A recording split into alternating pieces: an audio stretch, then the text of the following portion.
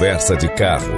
Apresentação: Renato Rossi. Lei è molto giovane, ma per questo non sarà che dobbiamo attendere la sua maggiore età per uscire la sera e poi fare quello che vogliamo noi.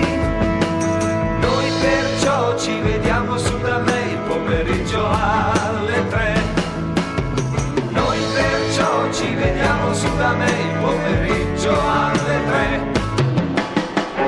Il padre parla di moralità e poi le dice guarda me, se mia figlia porta il nome che portava mio papà,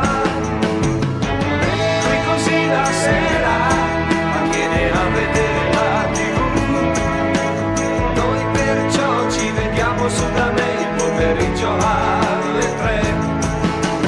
Noi perciò ci vediamo su da me il pomeriggio alle 3. Pomeriggio tragico, quando il padre scopre che tra noi non c'è amor platonico come usava ai tempi suoi. Ora lui la tiene in casa ma al pomeriggio non c'è mai. Noi perciò ci vediamo su da lei il pomeriggio alle 6. Noi perciò ci vediamo su da lei il pomeriggio alle 6.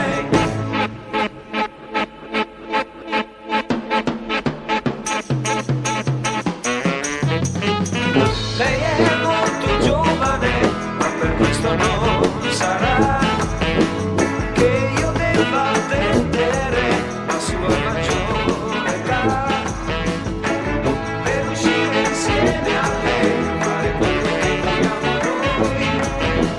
Noi perciò ci vediamo su da lei il pomeriggio alle 6.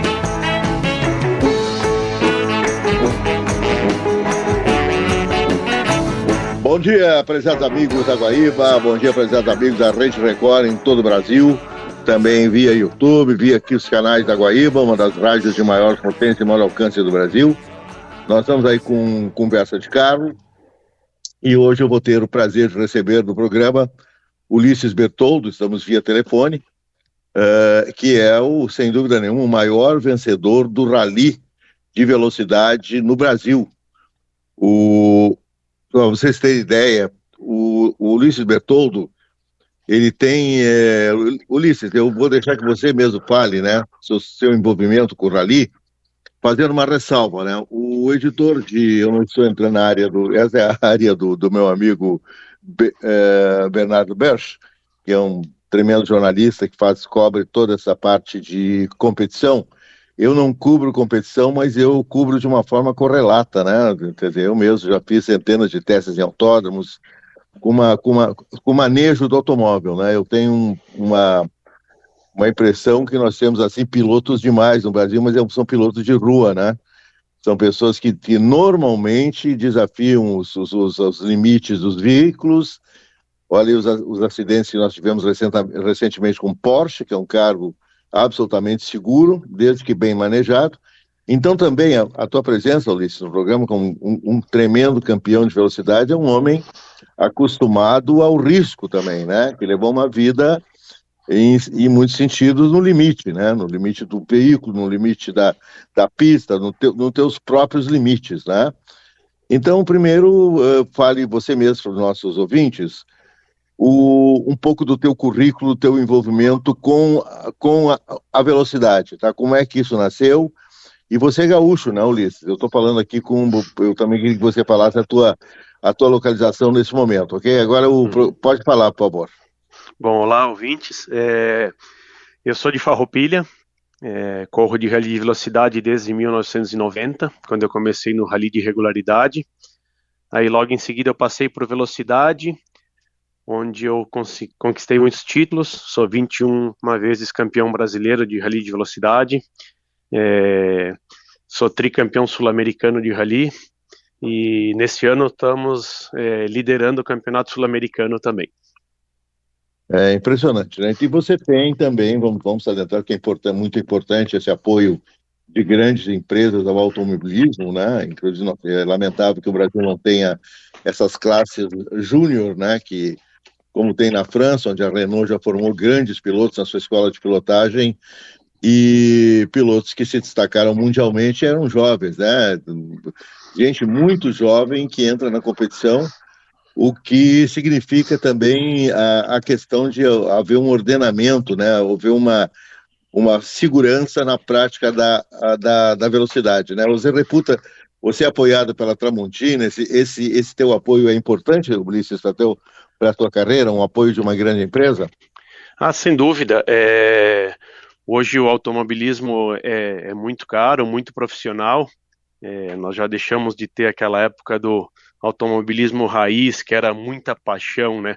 Hoje, se tu quer disputar mesmo, tu tem que ter empresas investindo, e a Tramontina Pro é uma delas. Nós usamos o Rally para desenvolvimento de ferramentas, né? A gente testa ferramentas que eles estão desenvolvendo, e isso vai evoluindo o ferramental que depois é utilizado no dia a dia das oficinas, né?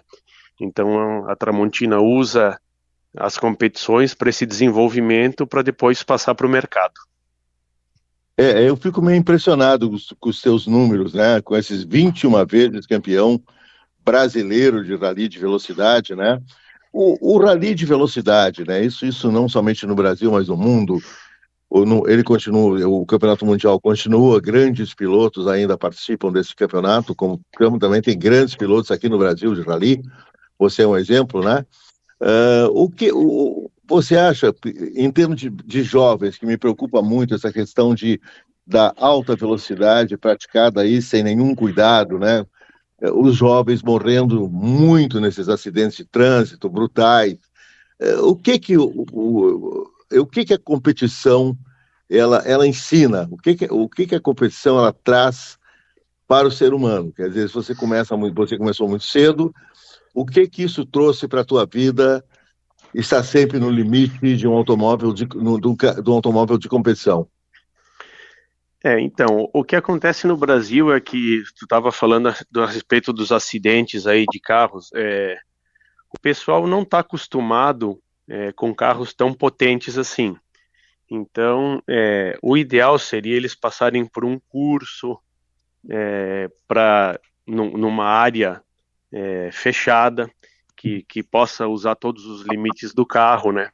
Então, isso falta muito no Brasil. O pessoal sai comprando carros potentes e vai acelerar na rua, e aí acaba acontecendo esses acidentes que a gente tem acompanhado aí por todo o Brasil. Então, acho que falta um pouco dessa conscientização de que antes de acelerarem esses carros potentes, eles precisam aprender sobre o carro, aprender o manejo do carro, que isso é o mais importante. Então, eu acho que faltam muitos desses cursos. Eu, particularmente, já montei uma pista há uns anos atrás para dar cursos de pilotagem, e, infelizmente, a procura foi irrisória. Eu mantive por vários anos, mas até mesmo os pilotos de rally não se interessaram em fazer esses cursos de aprimoramento. A tua Então, acho pista, que Ulisses, só te interrompendo, a tua pista era Farroupilha, em Farroupilha? era em Farroupilha. Era uma pista de terra que a gente mantinha aqui de 5 quilômetros, justamente para dar cursos e para o pessoal entender um pouco mais as reações do carro, né? Infelizmente. A terra é a tua companheira, né? Porque no rally de velocidade até hoje tem também trechos muito difíceis, porque aí a aderência é mínima, né? Eu imagino essa tua pista que tu fez com 5 quilômetros, e grande aprendizado seria para quem participasse de curso nesse tipo de pista, né? Ah, com certeza. Inclusive, o pessoal tem que se conscientizar muito que esses carros potentes, o lugar de acelerar eles é num autódromo, com pista fechada, com segurança para o próprio motorista, piloto que está dentro do carro. Então, acho que falta um pouco de conscientização para esse pessoal aí, que eles precisam primeiro aprender sobre o carro, desenvolver as habilidades no volante para depois sair acelerando por aí. É interessante isso aí, né? Há pouco tempo atrás, não é tão pouco tempo, isso aconteceu em 2025, eu estava do lado, nós estávamos testando carros da Mercedes-Benz lá no Velopark, lá em São Paulo, né? Uhum. Desculpe, foi no Velopark, assim. Velopark. Alô, eu tava com uma pessoa do meu lado que eu conheci ele, né? Eu tava conhecendo de algum lugar, né? E de repente nós jornalistas somos acompanhados por pilotos, né? Ou instrutores nesses testes, né? Para que não exista também abusos com o automóvel, né? Porque piloto é piloto, jornalista é jornalista, por mais que tu conheça, né, o carro, né? Tu não vive no fio da navalha grande parte da vida como vivem os pilotos profissionais. E era o Maurício Sandro Sala, entendeu? Uhum. E eu me lembro que foi minha surpresa, porque eu estava reconhecendo ele, e ele estava ali me olhando aqui, né, também me conhecia como jornalista, né? E aí, de repente, foi uma conversa muito interessante, eu dirigindo uma MG GT Mercedes-Benz e dirigindo mal, entendeu? Mal, porque eu não tinha treinado com o carro, eu cheguei do autódromo, eu cheguei do aeroporto, fui direto para o autódromo, cheguei atrasado, e aí o Maurício me falava sobre essa questão da relação de pessoas com... Inclusive ele pilotou depois do meu lado ali, eu comecei pilotando, fiz um desempenho absolutamente medíocre, não, o carro me dominou completamente, aquele AMG GT, eu acho que mais de 700 HPs, e aí o Maurício falando, né, sobre essa relação bastante complexa do ser humano com veículos cada vez mais velozes, e estão aí também no mercado, né? Hoje você pega, eu estava testando a semana passada um Geely, o EX2, que é o carro de entrada da Geely. E ele tem ali um modo de condução esporte, o carro vira uma fera, cara, porque a corrente elétrica também é outra coisa que o motorista vai ter que se acostumar. É reação muito instantânea. Então, muita gente já se arrebentou. Tem um carro aí que já se arrebentou muita gente, que é o Seal. Esse Seal tem mais de 500 HPs, é da BYD, né? E, nossa, eu peguei aquele Seal em autódromo, ali não foi no autódromo, foi lá no Arras Tuiuti. E, cara, e não era nem autódromo, tinha partes que não tinha guardrail. Então a equipe que estava nos acompanhando me contou que uma revenda de São Paulo convidou alguns clientes desses que são mais fiéis, né? Para fazer teste lá no autódromo. E um cara pegou um Seal e saiu com o Seal a 1000 lá no final do retão, não tem guardrail, e desceram um barranco, sorte que não se arrebentaram, você vê, e estava do lado dele um instrutor de pilotagem, que não se feriu, nada, tiveram sorte. Você vê como é o risco da velocidade é constante, né? E eu te pergunto também, você que é 21 vezes campeão brasileiro de velocidade, o piloto também, quando está ali, também pode ser muito veloz e minimizar riscos, Ulisses? Sim, nós no Rally, nós andamos com um navegador do lado, né? Então, a gente tem que ter uma afinidade muito grande e em cima disso, a gente vai desenvolvendo a velocidade. Na verdade, o navegador são os olhos do piloto, né? Então, a gente tem que ter, além dessa afinidade, um entrosamento e para exercer a velocidade, né? Esse navegador, né, você fala que ele é teus olhos, porque tem muita coisa que vocês, quando estão competindo em provas de velocidade de rally, você nem enxerga a curva, né? É através dos códigos que a gente passa ali que você vai tomando atitude. Seria isso? A participação dele é muito importante, né? Sem dúvida. No rally de velocidade, como funciona? Existem trechos cronometrados e trechos que a gente desloca para ir de um trecho cronometrado ao outro. Esses trechos cronometrados a gente pode passar 2 vezes e a gente faz o reconhecimento do percurso, e todo esse percurso a gente coloca as distâncias e graus em curvas. E tu não consegue decorar 200 quilômetros de estrada cheia de curvas, né? Então a gente faz essas anotações e o navegador vai te repassando essas informações. Então ele é os nossos olhos, né? e a sincronia. E em cima do que ele fala, a gente entra na curva, mesmo sem saber o que vem pela frente, só pela graduação de curvas que a gente fez naquele reconhecimento, a gente anda em alta velocidade aí. Na estrada de chão, a gente chega a andar a 200, 220 por hora. É um negócio. Quem não conhece o rally de velocidade não sabe como é impressionante isso, né? Porque ele vai passando esses códigos, T1, T2, não sei o quê, tem um código específico, né? Mas para a segurança de vocês, existe então todo um reconhecimento prévio da pista, né? Isso, a gente passa 2 vezes, e o carro também, ele tem todo um sistema de segurança, né? Ele tem aquela gaiola, né?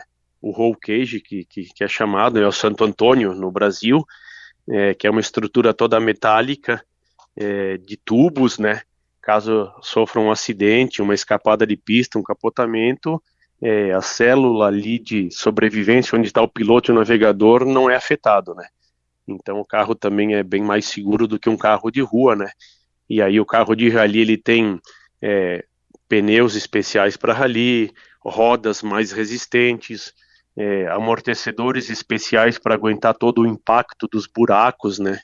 Então o carro é super preparado. Coisa que o carro normal não tem, né? Isso, carro normal não tem, não. Sim, e na tua longa trajetória, já houve momentos bastante difíceis para ti, Ulisses, em termos de uma perda de controle eventual, algo que você não conseguiu dominar, e também a tecnologia ou a resistência pelo fato do carro ser preparado e tal, ajudou na tua sobrevivência, ajudou no... Uhum. Como é que é? Acidentes sempre acontecem, né? Porque a gente está andando sempre no limite, né? Então, acidentes acontecem com todos os pilotos, até a Fórmula 1 do Rally, que é o WRC, a categoria WRC 1 lá, eles também batem muito e tal, porque todos andam muito no limite, né? Os carros, eles possuem uma tecnologia embarcada também. Por exemplo, eu ando com o Lancer Evolution, né? Mitsubishi Lancer Evolution 10. Eu corro com esse carro. Dá para você dar uns detalhes desse Lancer Evolution? Ele Sim. Que ano é, Bertoldo? É 2025? É carro de última geração? Como é que é? Não, a parte eletrônica dele sim é de última geração. O Lancer Evolution é um carro mais antigo.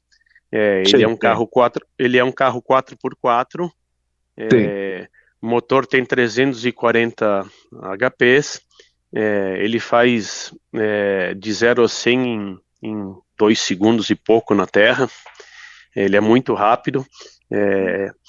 Então, a gente tem uma tecnologia embarcada nele que é a eletrônica, né? A gente usa sistemas de gerenciamento do motor, a gente usa uma Motec, altamente reprogramável. Então, a cada corrida existe o preparador de motores que cuida dessa parte eletrônica. E fora isso, o carro tem um gerenciamento eletrônico de controle de tração. Ele não tem ABS, né? Porque na terra o ABS atrapalharia. Esse gerenciamento ajuda no controle de tração. Quando a gente entra numa curva e começa uma derrapagem controlada, esse controle de tração auxilia para a gente conseguir contornar a curva mais rápido, né? Então existe aquele famoso que é pro leigo, pro espectador normal, são aquelas derrapagens controladas em curvas espetaculares, né? Isso mesmo. Porque aí o pessoal pergunta, mas o carro está derrapando, está perdendo tempo. Não está perdendo tempo. Ele, naquela derrapagem, o carro está tracionando e ele está contornando a curva mais rápido. Aí, com a traseira um pouco mais solta, o que acontece? O carro consegue segurar a frente do carro para o lado de dentro da curva e a gente contorna a curva bem mais rápido. Então, o carro parece estar mais lento porque está derrapando, mas ele está muito mais rápido porque ele tá em alta velocidade e sempre com a ponta do carro para dentro da curva, acelerando sempre tudo que dá, né? Incrível, né? Mas como você disse, houve uma preparação prévia, então, da engenharia para determinada curva que o carro tem um determinado comportamento. Isso. Esse desenvolvimento eletrônico funciona conforme a roda está virando, o sistema, o controle de tração vai atuando, né? Então tem todo um gerenciamento eletrônico nessa parte do carro, né? E nessas curvas, vocês também, é muito importante, vocês ganham tempo, né? Quanto Isso, mais... Pode falar, isso, por favor. não, isso mesmo. Quanto mais o carro derrapando, ele contorna a curva mais rápido e a gente faz esse trecho cronometrado em menos tempo, né? Então, ganha quem vence, quem faz esses trechos cronometrados em menor tempo. Então, a gente tem que andar no limite do carro o tempo todo. Sim, sim. E o rally de velocidade também ele é todo o tempo, né? O tempo é que define quem ganha e quem perde, né? Isso. São vários trechos cronometrados durante o dia e ao final do dia ganha a soma de quem fizer os menores tempos, né? No final do dia, quem fizer o menor tempo na soma de todas as especiais é o campeão. Esse Lancer aí da Mitsubishi, ele virou teu queridão, então você trata ele com pão e mel, porque já ganhou muitas provas com esse carro, né? Isso. Nós no Brasil, a categoria do Lancer é a principal no rally de velocidade, né? Fora do Brasil existe uma categoria acima, só que como no Brasil a gente tem os impostos muito altos, trazer um carro desse para o Brasil é praticamente inviável. Então é bem complicado, a gente está muito limitado no Brasil por causa desses valores de impostos do carro. Para ter uma ideia, um carro desses na Europa, que seria o WRC2, não a categoria principal, categoria abaixo, que é onde andam as pessoas, vamos dizer assim, normais, né? Porque na categoria principal andam só equipes de fábrica. Na categoria de baixo, um carro desses na Europa custa 300 mil euros. Se for trazer para o Brasil, tem 110% de imposto.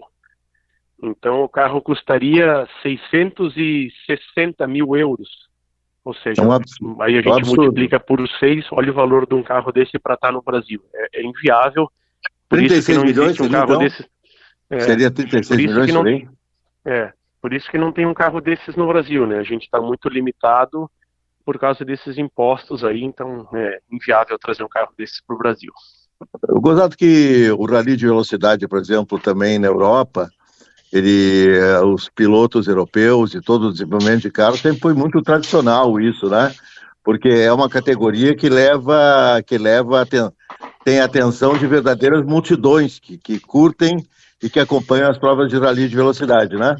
Sem dúvida, na Europa o rally é muito difundido. Existem, como tu falou lá no início da nossa conversa, existem categorias de base onde as montadoras apoiam. Nós tivemos há muitos anos atrás a Copa Peugeot aqui no Brasil, que também fez isso, mas depois de alguns anos parou. Mas lá na Europa isso aí é muito difundido e o público e não precisa nem ser na Europa. Se tu vai na Argentina, ou no Paraguai, ou no Chile, hoje nós temos a etapa do WRC no Chile e no Paraguai. Num final de semana são 150 mil pessoas assistindo o rally pelas estradas aí, né? Sem pagar ingresso. E ali estão alguns dos melhores do mundo, né? Na pilotagem. Com certeza. Em outubro, agora nós vamos ter a etapa do WRC no Paraguai. Imagina, eles têm e nós não, né? O maior mercado automobilístico não tem. Isso aí. Pode falar, por favor.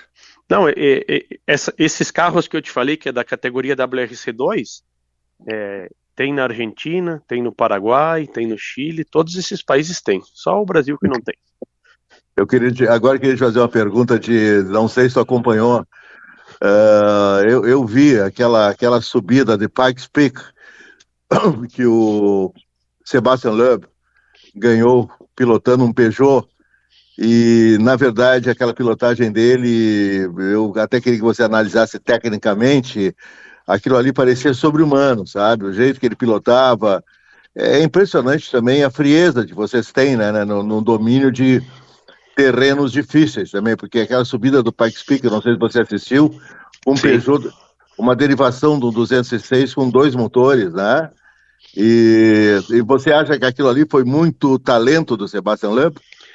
Sem dúvida. O Loeb é o maior vencedor em número de títulos do campeonato mundial, né? Ele é o maior vencedor. E para ser piloto tem que ter uma frieza muito grande, tu tem que definir, assim, tomar decisões em frações de segundo, então tu precisa ter muito calmo, muito Aquela, tranquilo. hein, Ulisses, aquela Pikes Peak, aquilo lá é pauleira, é brabeza, aquilo lá é uma pilotagem muito complexa? Na verdade, ali eles sobem, uma montanha de quase 20 quilômetros, né? E fechado, obviamente, ao público, e eles sobem sem navegador, então o piloto tem que decorar essa subida de montanha aí e acelerar o mais no visual, né? Quando não lembra, é mais visual, sem navegador, passando as informações. Mas é Claro. como se fosse um rally de velocidade, só que sem um navegador falando. Exato. Sim, Hoje, aí pode falar. Desculpa.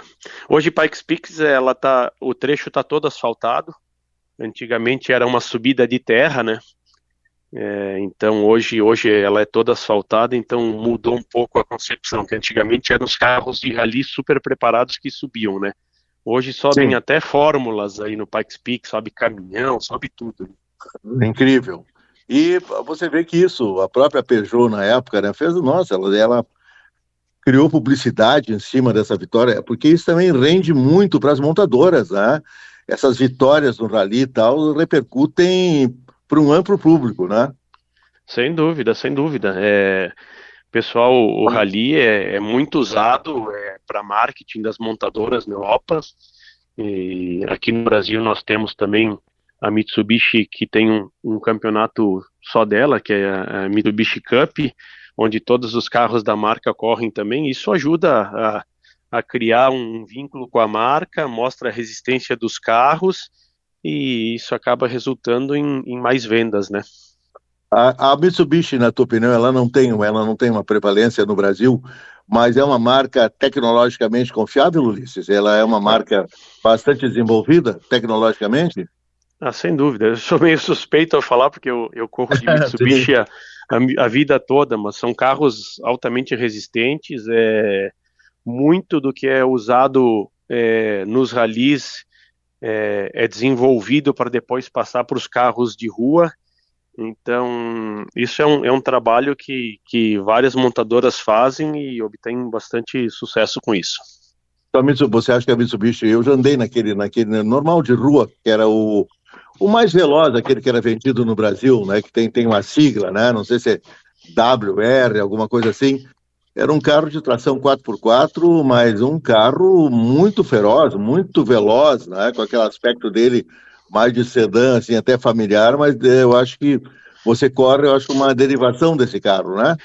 O Lancer Evolution 10, com esse carro que eu ando, ele é um sedã, né? Ele parece um carro de família, mas como é que é, um cordeiro em pele de lobo. Família Very Crazy. Família VC, Very Crazy, né? Muito louca a família. Mas eu andei sem aquele carro, era muito veloz, era muito, muito agressivo de comportamento. Tô falando carro de rua, tô falando carro normal, né? Isso. Pode falar, por favor. Não, o Lancer Evolution, ele foi desenvolvido, ele é um carro super, super dimensionado para rua, porque na época eram carros de produção, então tinha que ter uma venda X de carros de rua para poder usar na competição. Então são carros assim que são tanque de guerra, não terminam mais esses Lancer Evolution, tanto que eles correm até hoje, né? São carros super resistentes. Hein? Incrível, né? Até beneficiando o proprietário do carro, né? Isso aí. O proprietário normal do carro. E vai ter um veículo de uma longa duração. Eu acho que a Mitsubishi... O que é com a Mitsubishi no Brasil de automóveis? Ela parou, Ulisses? Ela não está mais trazendo nada de carros? Eu não vejo o carro da Mitsubishi aí. Carros ela tá mais na área de SUVs, né, e caminhonetes, né. Hoje tem o Eclipse Cross, né, que é o carro que seria o carro mais de rua, assim, né. Mas depois a maioria são SUVs, né. tem o Outlander, aí depois passa para a parte das caminhonetes, né? Em relação com a tua imensa experiência como piloto e tal, a tua preferência pessoal, porque nós vivemos aí numa época plena do SUV, né? E, no entanto, se a gente for ver SUV ou um hatchback ou um sedã, e se forem de boa qualidade, logicamente, né? Esses carros são até mais sensíveis, são mais estáveis que os SUVs, né? Você como consumidor, como também como um cara de que tem o teu carro e tal, tu dá preferência para sedã, tu dá preferência para SUV, com baseado na tua experiência, o que tu acha do comportamento dinâmico do SUV normal, que é vendido para as pessoas em geral, em relação, por exemplo, a um sedã, ou um hatchback mesmo? Isso aí tudo é física, né? Quanto o carro mais baixo, mais estável né? Centro de gravidade baixo, o carro é melhor, né? Mas é uma tendência mundial, né, dos SUVs aí, né? Então, eles estão desenvolvendo cada vez mais esses carros. Hoje eles se comportam como um carro sedã, vamos dizer assim. Existem vários modelos assim mais esportivos. É uma tendência que o mercado tá indo nesse sentido, então as montadoras seguem, né? Exato. Ulisses, por que andar em alta velocidade em circuito urbano, numa estrada, com a família dentro e tal, e muita gente faz isso aqui, por exemplo, ninguém respeita na BR-101 um limite de velocidade de 110 km/h, mas ninguém respeita. Eu vejo o Ranger passar 180, eu vejo carros até medíocres em desempenho dinâmico passam em alta velocidade. Para você, acostumado ao risco toda a tua vida, isso é uma situação de alto risco, Ulisses? Sem dúvida. Normalmente as pessoas se empolgam por estarem num carro potente, né? E às vezes até não, como tu mesmo citou. Mas o que pesa nisso daí é justamente isso. A pessoa não tem um treino, não sabe o que vai acontecer se o cara andando a 160, 170, cruza um cachorro, um carro meio que um outro carro troca de pista, aí vai ter que frear. A pessoa não passou por vamos dizer assim, um treinamento para saber o que acontece, qual vai ser a reação do carro. E isso acaba sendo muito perigoso, né? E então o pessoal não meio que se empolga sem ter conhecimento do assunto, né? Aí complica. Sim, isso eu vejo. Eu moro agora fora de Porto Alegre, em Bé, né? Eu faço essa viagem 2, 3 vezes por semana e me tornei mais íntimo da BR-101. Impressionante o nível de descaso, realmente, porque não dá para entender aquele cara, tem o pisca-pisca, né? O pisca-pisca vem a uns 170 naquela pista da esquerda e aí ele vai passar por cima de você de qualquer jeito, né? Isso pode ser um risco total, porque se o cara tá uma senhora dirigindo, se assusta com aquela aproximação ou faz uma frenagem que não deveria ser feita, e aí dá uma carambola na rodovia, né, dá uma batida, uma colisão violenta pela traseira. Então é como você disse, né, você que teve essa boa vontade tremenda de ter uma pista de 5 quilômetros que serviria muito a treinamento de uma geração de motoristas, e no entanto você mesmo falou que houve um descaso, né, ninguém procurou o teu curso, né? Isso infelizmente é até difícil de falar, mas o pessoal tem que se conscientizar um pouco mais de se quiser acelerar, vai no autódromo. Hoje existem esses track days aí por todos os autódromos do Brasil, então ali é um lugar que dá para realmente conhecer um pouco mais o carro, que pode acelerar, tem áreas de escape, tem ambulância lá se acontece alguma coisa. Então, tipo assim, a pessoa tem que se conscientizar de acelerar menos na estrada, e se quiser acelerar, vai num track day no fim de semana, e aí ali já aprende um pouco mais sobre o carro, as reações do carro, e tem um pouco mais de noção também. E ontem mesmo, 138 km de velocidade máxima, um caminhão cegonheiro foi pego aqui no interior do Rio Grande do Sul, né? É um absurdo, né? Não, é complicado, né? De caminhão andando a 140, uma cegonha, é complicado mesmo. Claro. Ulisses, agora fala um pouquinho, por favor. Você que já começou há tanto tempo aí Quantos anos são de carreira, Ulisses? Dá para repetir, por favor? Eu comecei em 90, são 36 anos de carreira. Imagina a experiência acumulada disso aí, né? Agora eu quero te perguntar uma coisa.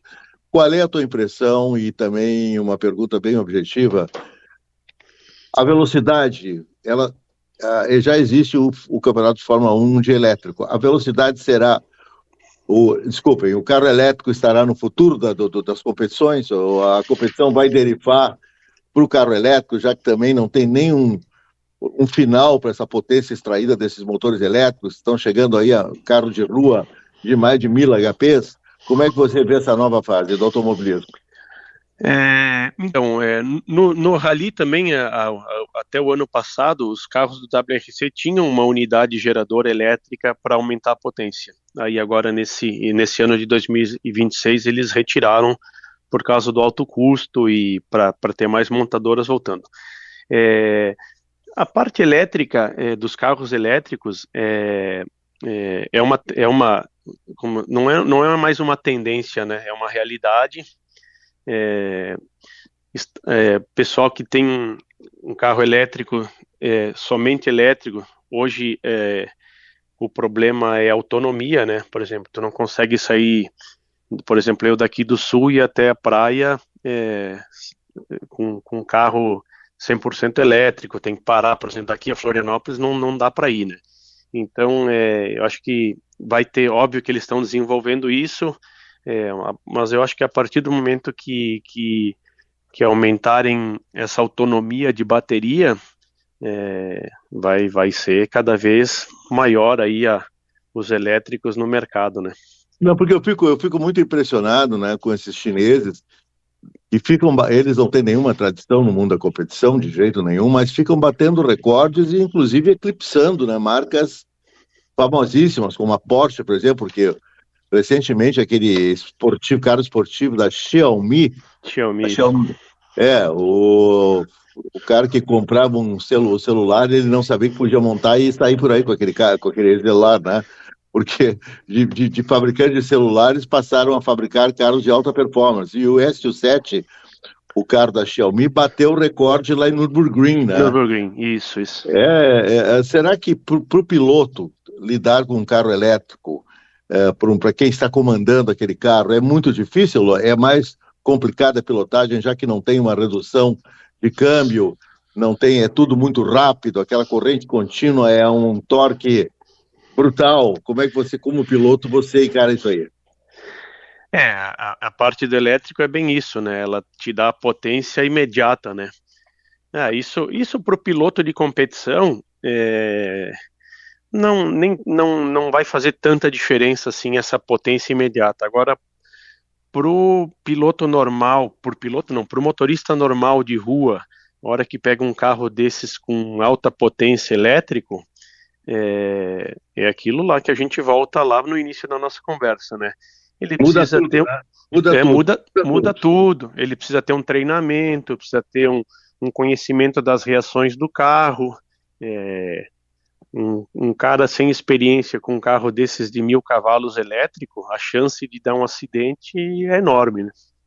Claro, eu acho que até qualquer desses carros, porque nesse teste que eu fiz com o Gili, esses dois, o teste correu tudo bem, eu fiquei 10 dias usando intensamente o carro também em rodovia, usando toda uma pilotagem de direção segura que eu faço, mas eu me dei mal aqui em Imbé, indo na Avenida Rio Grande, que atravessa Imbé, né?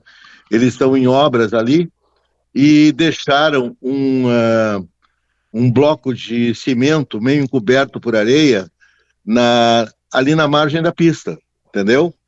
E não havia nenhuma sinalização. Então, eu pensei que eu estava numa baixa velocidade, mas na hora que eu bati nesse bloco, eu estava me preparando para ultrapassar, dei uma acelerada. E certamente esse poder da aceleração também ajudou que o carro batesse com impacto maior nesse bloco de concreto, que acabou quebrando a suspensão dianteira do lado direito, né? Uhum. Não, eu estou dizendo, para mim mesmo, experiente, tem que ter cuidado, porque essas reações instantâneas desses carros não é fácil de controlá-los também, entendeu? Ah, Que com nem certeza. eu andando naquela pista lá em São Paulo com aquele Steel com mais de 500 HPs, eu achei aquilo lá um absurdo, cara. Eu achei um absurdo.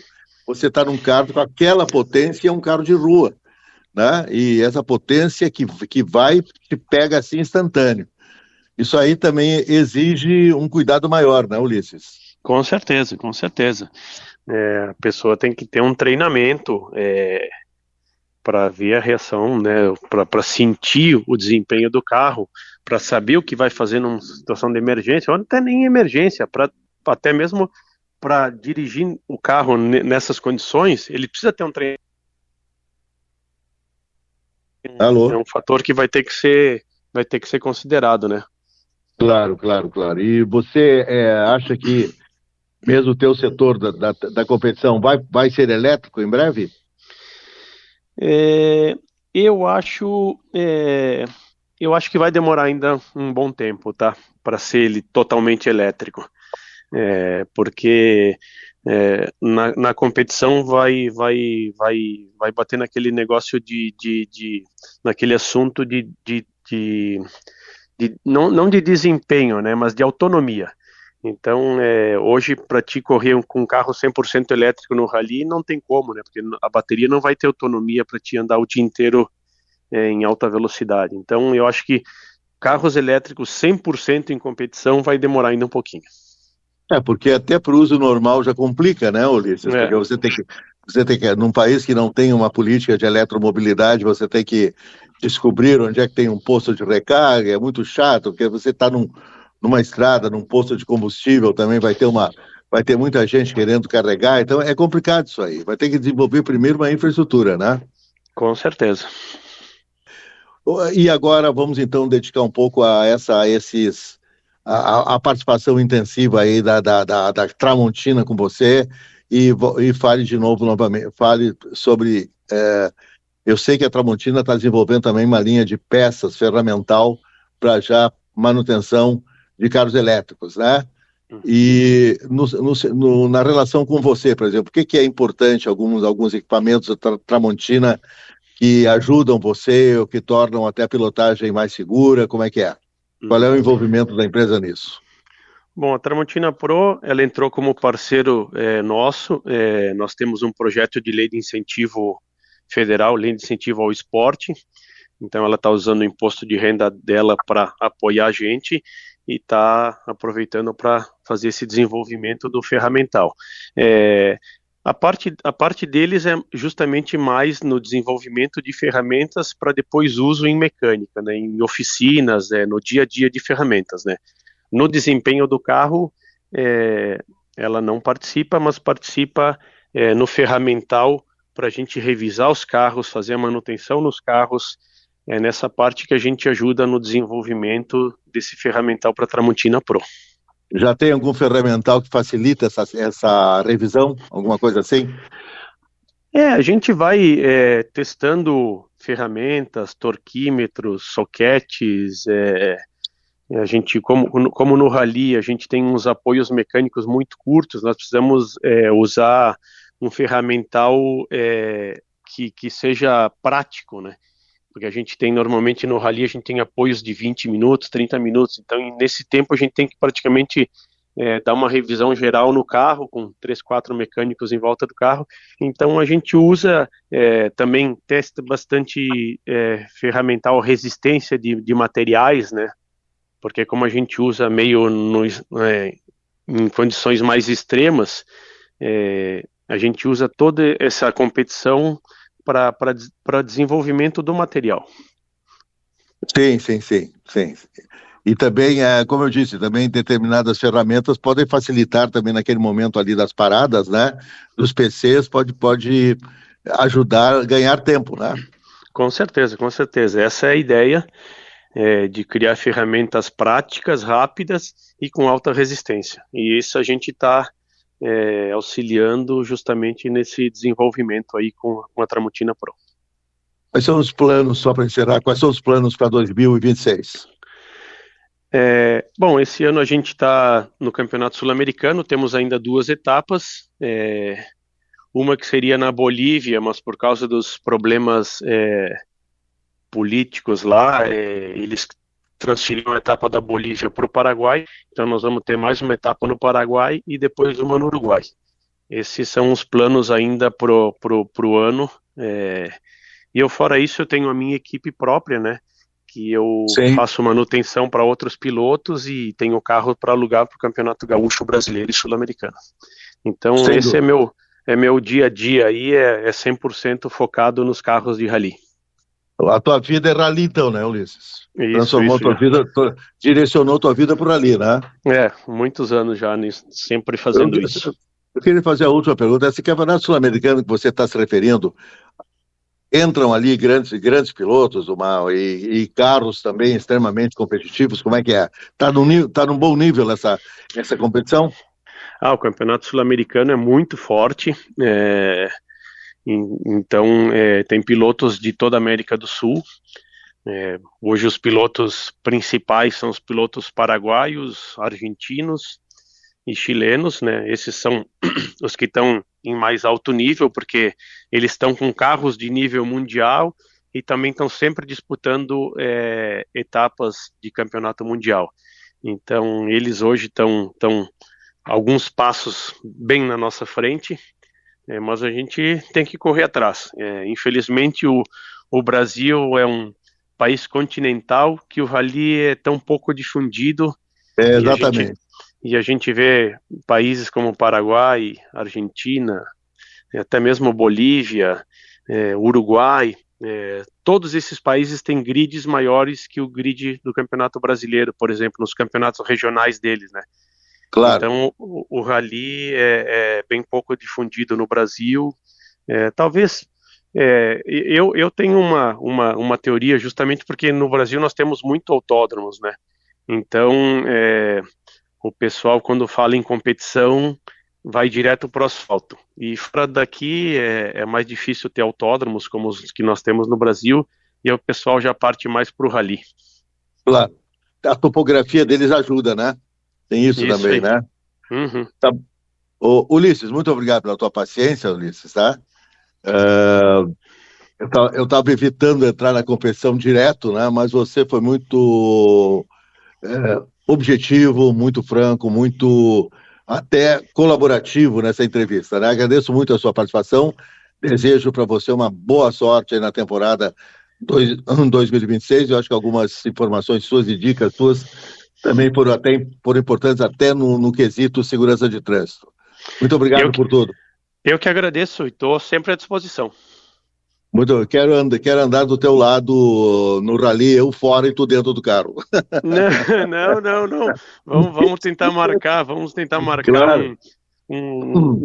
Eu estou tentando montar um evento aí para trazer jornalistas para andar junto com a gente com o carro, fazer um esquema junto com a Tramontina. Sim, é sensacional. Vamos ver se vai sair isso daí. Tá no papel. A ideia só precisamos fazer o negócio funcionar, mas vai sair ainda. Tá bom. Ulisses Bertoldo, muito obrigado pela sua atenção, muito obrigado pela sua participação, um grande esportista brasileiro aqui no Conversa de Carro. Espero que o meu amiguinho, o Bernardo Berch, não tenha ficado brabinho, que eu entrei na área, paralelamente entrei na área, tangenciei a área da competição, mas nós não falamos em competição especificamente. Falamos também muito sobre segurança de trânsito, que é um assunto importante em qualquer segmento, você tem que pensar sempre em segurança. Obrigado pela sua participação. Eu que agradeço. Um abraço a todos.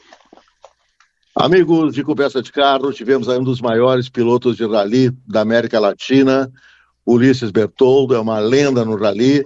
Eu acho que deu umas informações bem importantes para vocês, até no uso normal de um automóvel, né? Porque, infelizmente, aqui no Brasil nós temos um número excessivo de pilotos de rua. E o piloto de rua só tem dois caminhos para ele, né? Ou ele se mata, ou ele mata alguém, como já aconteceu nos acidentes com Porsches aí. O Porsche acabou sendo um carro assassino, e não é. O Porsche é um carro super seguro, desde que bem manejado. Infelizmente, o brasileiro, muitas vezes, ou na maioria das vezes, lida muito mal com a motorização.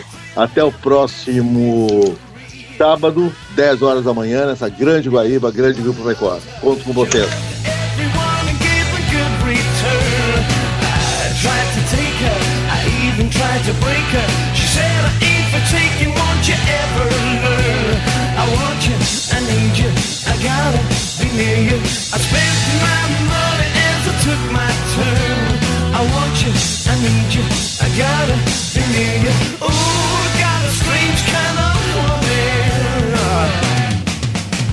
She looks like a raver, but I can never please her. On Wednesday mornings, boy, you can't go far. I couldn't get her, but things got better. She said, Saturday nights from now on, baby, you're my star. I want you, I need you, I gotta be near you. I spent my money and I took my turn.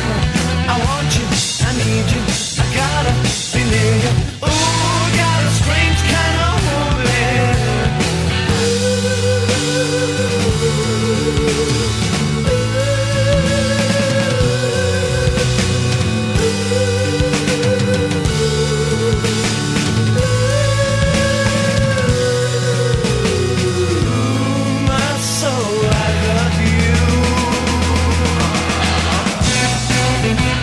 Você ouviu Conversa de Carro.